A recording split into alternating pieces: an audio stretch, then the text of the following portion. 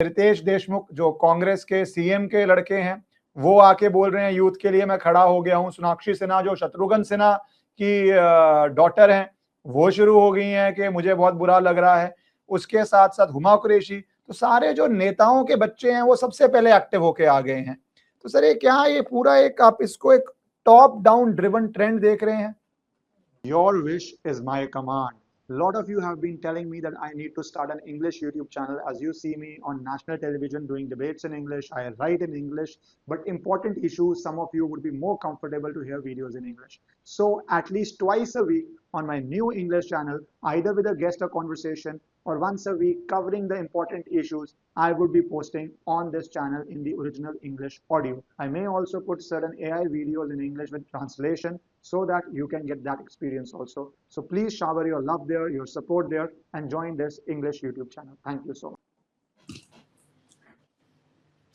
नहीं, ऐसा नहीं। देखिए, ऐसा है कि हमारे यहाँ पुराना एक तरीका है। अगर आप उत्तर प्रदेश, बिहार में देखें, साउथ में देखें, तो जब पॉलिटिशियंस पॉलिटिकल रैली करते हैं और भीड़ इकट्ठा करने के लिए किसी छोटे-मोटे फ़िल्म स्टार्स को बुला लेते हैं। इनफैक्ट आपने देखा होगा कि जब बड़े नेता आने वाले होते हैं, उसके पहले उस इलाके की छोटे-मोटे स्टार्स आके स्टेज पे डांस-वांस करते हैं। तो हमारे यहाँ ये जो सेलिब्रिटीज़ हैं, और ख़ास तौर से जो बॉलीवुड से या फ़िल्मों से या टीवी चैनल से जुड़ी सेलिब्रिटीज़ हैं, इनका इस्तेमाल हमेशा भीड़ उठाने के लिए किया जाता है, जिस समय भीड़ नहीं आ रही होती है। जिस नेता के पास भीड़ आ रही होती है, वो नहीं करता। उसी तरह इसमें हुआ कि शुरुआती इतने दिनों में कहीं कोई इस आंदोलन ने कोई हलचल नहीं मचाई, कुछ नहीं हुआ। तो उसके बाद बॉलीवुड की सेलिब्रिटीज़ का सहारा लेना पड़ा। दिक्कत ये है कि बॉलीवुड की जो सेलिब्रिटीज़ हैं, उन्होंने भी पिछले 12 साल में अपने हाथ बहुत जला लिए हैं। तो आप देख सकते हैं कि सबसे पहले आमिर खान ने ये बात शुरू की थी कि मेरी पत्नी को भारत में डर लगता है, और उन्होंने शेखर गुप्ता के साथ वॉक द टॉक में ये भी कहा था कि नरेंद्र मोदी को गिरफ्तार कर लेना चाहिए, वीज़ा नहीं देने, वगैरह-वगैरह। लेकिन उसके बाद जब लाल सिंह चड्ढा हो गया, तो उन्होंने अपना पूरा यू टर्न ले लिया, और वो धोती पहन के और टीका लगा के और कलावा बांध के घूमने लगे। तो और नरेंद्र मोदी के साथ गणपत पूजा में भी जाने लगे। इसी तरह शाहरुख खान ने भी शुरुआत में एक स्लिप ऑफ टंग था, but he is more intelligent. उसने जल्दी अपने आप को सँभाल लिया।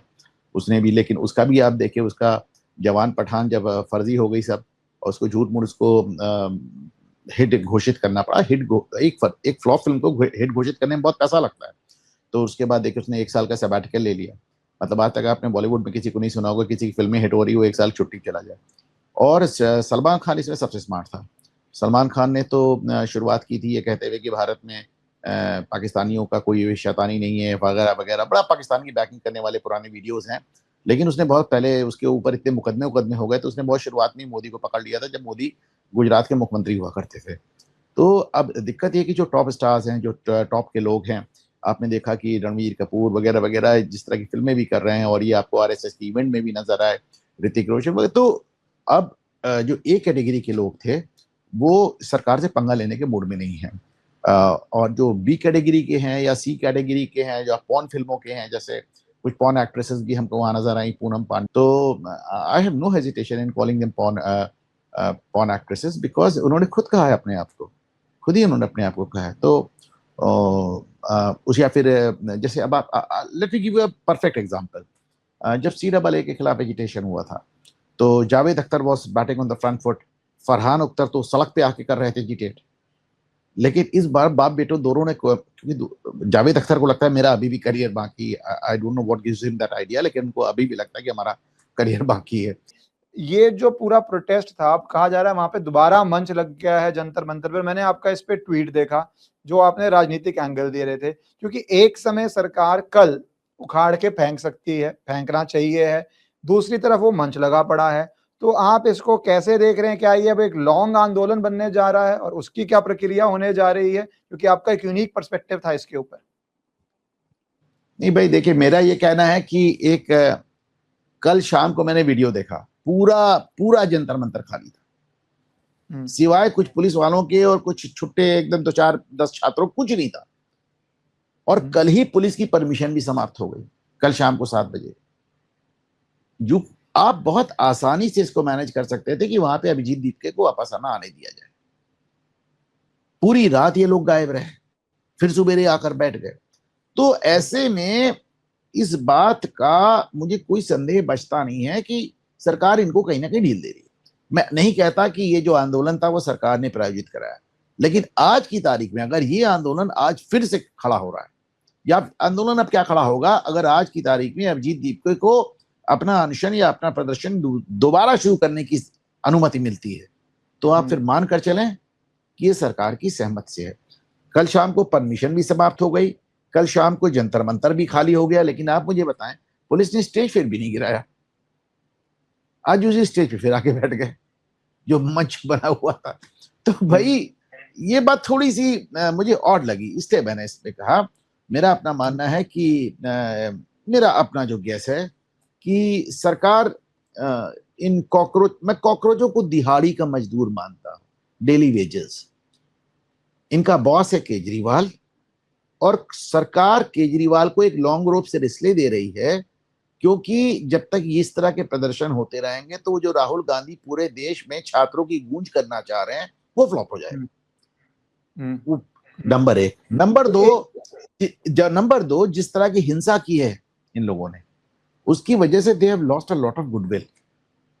बहुत लोग इनके खिलाफ हो गए, बहुत ढेर सारे लोग इनके खिलाफ हो गए। तो ठीक है, वैसे भी देखिए आप ना इश्करन, मोदी सरकार believes in giving a long rope.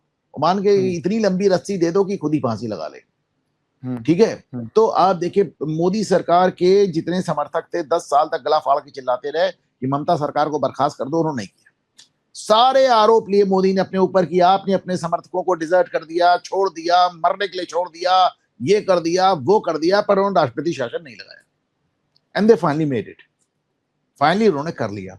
तो एक दूसरी बात ये कि मैं कल से इस बात को कह रहा हूं, मैंने अपने चैनल पे भी ये बात कहा कि अपने सबसे अच्छे चुनाव में भी मोदी और एनडीए 45% यानी 45% वोट पाते हैं। यानी इस देश में 55% जनता अभी भी ऐसी है जो आपसे, आपके विचार से और आपकी राजनीतिक विचारधारा से खिलाफ खड़ी है। तो 55% जनता का आक्रोश कहां जाएगा? प्रेशर कुकर फट जाएगा इश्करन, अगर ऊपर कोई सीटी नहीं लगी होगी, वॉल्व नहीं लगा होगा। तो सरकार को कहीं ना कहीं लगता है कि इस तरह के प्रदर्शनों से वो आक्रोश निकल जाता है। ये एक प्रेशर वॉल्व की तरह काम करता है। कुछ उसी तरह जैसे गांधी की आंदोलन अंग्रेज सरकार के खिलाफ, जो एक रिजेंटमेंट, एक गुस्सा था भारतीय जनता में, उसको रिलीज कर देते थे गांधी जी अनशन करके। जब गांधी जी एक बार अनशन करते थे तो भारतीय जनता बहुत सालों के लिए शांत हो जाती थी। कांग्रेस और गांधी को ब्रिटिशर्स ने ऐसे इस्तेमाल किया एक प्रेशर वॉल की तरह। मुझे लगता है कुछ उसी प्रकार ये समय मोदी सरकार केजरीवाल और उनके कॉकरोचेस का इस्तेमाल कर रही है। तो बेसिकली के जो प्रेशर आपने बोला, जो आंकड़े, हमारा देश इतना बड़ा है कि even I don't think so 84 में कांग्रेस तब भी शायद 50% नहीं टापी थी, तो ऑलमोस्ट 50% तो आपके अगेंस्ट रहेगा ही रहेगा या बेरली टापी होगी। तो जो हिस्टोरिक मैंडेट है सीट्स का, तो ये प्रेशर कुकर रिलीजिंग भी है। तो और वैसे भी स्ट्रैटेजी भी मोदी सरकार की शुरू से रही है, लॉन्ग रोप दो, लोग अपने आप को एक्सपोज करेंगे। जैसे वहां पे आके बातें कर रहे हैं कि मोदी ब्राह्मण है, या बातें करनी शुरू हो गए हैं कि भैया कश्मीर आजाद करो, या पार्लियामेंट उखाड़ के फेंक दो, या नेपाल, वो पूरा जो लॉन्ड्री लिस्ट है, मजाक उड़ाएंगे देवी देवताओं का, वो प्रॉपर एक्सपोज जनता तक होने दो। कि क्योंकि प्रॉब्लम ये भी है ना सर, एक डिमांड तो एक कोर पे लेजिटिमेसी भी है कि स्टूडेंट्स के साथ लेके क्या पेपर लीक पे सफिशिएंट एक्शन हुआ या नहीं हुआ, इस पे दोनों व्यूज हो सकते हैं। क्या एजुकेशन में रिफॉर्म चाहिए? 12 साल बाद नोबडी रिमेंबर्स कांग्रेस, मतलब जो भी 30 से नीचे है उसकी क्या ही कांग्रेस की मेमोरी है कि उस समय हालात क्या थे। और democracy is a comparative process, what do you have and what do you want. तो वो सब चीजें देखते हुए कि आप लॉन्ग रोप दो, लोगों को अपने आप रह नहीं सकते वो ये सब बोलने से, तो जिनकी मेमोरी होती भी है तो मेमोरी हम लोग की बड़ी वीक है।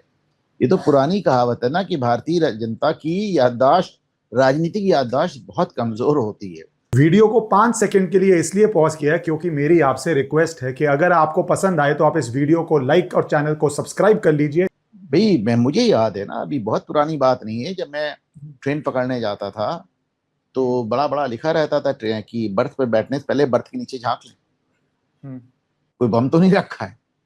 जब बस पे जाइए तो बस नहीं, यू मस्ट रिमेम्बर, आपको भी याद होगा, बस स्टेशन पे, ट्रेन स्टेशन पे इस तरह लिखा रहता था। एकदम से आप सिक्योर हो गए, इस तरह की चीजें होनी बंद हो गई, पूरे देश में ब्लास्ट हो रहे थे, आप वो सब भूल गए। जैसे ही आपको थोड़ा सुकून मिला आप वो सब भूल गए, सब आप भूल गए। मतलब उसमें अलग तरह की सिक्योरिटी थी उस शासन में। मैं दिल्ली से आया, प्रयागराज स्टेशन पे मेरा ब्रीफकेस छूट गया, मैं घर गया, पता चला ब्रीफकेस, वापस आया दौड़ के, तो ब्रीफकेस वहीं प्लेटफॉर्म पे बीचों बीच रखा हुआ, तो उसके चारों तरफ जनता थी, पुलिस ने उनको रोक रखा था, स्निफर डॉग्स आ चुके थे, बॉम्ब स्क्वाड आ चुका था। मैंने अपना ब्रीफकेस उठाया, तो उसमें एक अलग तरह की सुरक्षा थी कि अगर कहीं ब्रीफकेस कहीं आपका छूट जाए तो बच जाता था, कोई उठाता ही नहीं था कि अरे लावारिस ब्रीफकेस जरूर बम होगा। जरूर बम होगा। सर वो क्या रेस्टोरेंट, आप होटल में बैठे हैं ताज में, मुंबई के अंदर घुस के जिस तरह का आतंकी हमला हुआ था ताज के अंदर, और क्या क्या वहां की स्टोरीज आई थी, जो मीडिया फुल टाइम उसको ब्रॉडकास्ट कर रहा था, वो तो एक अरे अलग ही। संसद पे हमला हो गया यार, संसद पे हमला हो गया। संसद पे हमला हो गया, और अब वही और संसद एक बात और स्क्रीन में हमेशा कहता हूं कि आजकल के लोग इस बात को समझेंगे नहीं। मेरा पूरा मेरी जिंदगी का एक बहुत बड़ा हिस्सा मैं ये सुनता रहा कि पाकिस्तान से डरो, उसके पास एटम बम है, वो लोग पागल हैं, वो कभी भी तुम्हारे एटम बम फेंक देंगे, उनसे डरो। कारगिल में हमने देखा अटल बिहारी वाजपेयी को कहा जाता रहा कि आप इंडियन एयरफोर्स को इजाजत दें कि वो बॉर्डर क्रॉस करे, अटल जी की हिम्मत नहीं पड़ी इजाजत देने की। मोदी कॉल्ड देयर ब्लफ, उसने कहा नहीं, कोई मरने के लिए तैयार नहीं, चलिए हम आपको आजमा ही लेते हैं। घुस के मारा, 1 बार 2 बार 3 बार 4 बार मारा, कहां किसी ने चलाया क्या एटम बम? तो ये उनका ये जो पाकिस्तान का न्यूक्लियर ब्लफ था उसको तोड़ने वाला मोदी सरकार है, इसको बात को मानना पड़ेगा, और इस बात को वही लोग समझेंगे जिन्होंने वो दौर देखा है।